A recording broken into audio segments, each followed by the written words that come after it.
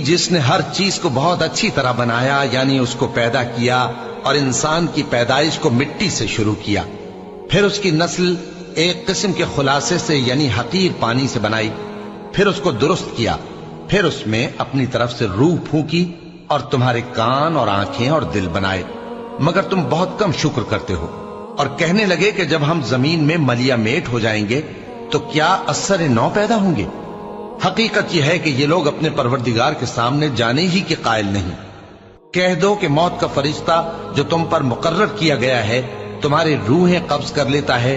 फिर तुम अपने परवरदिगार की तरफ लौटाए जाओगे और तुम ताज्जुब करो जब देखो कि गुनाहगार अपने परवरदिगार के सामने सर झुकाए होंगे और कहेंगे कि ऐ हमारे परवरदिगार, हमने देख लिया और सुन लिया, तू हमको दुनिया में वापस भेज दे कि नेक अमल करें, बेशक हम यकीन करने वाले हैं।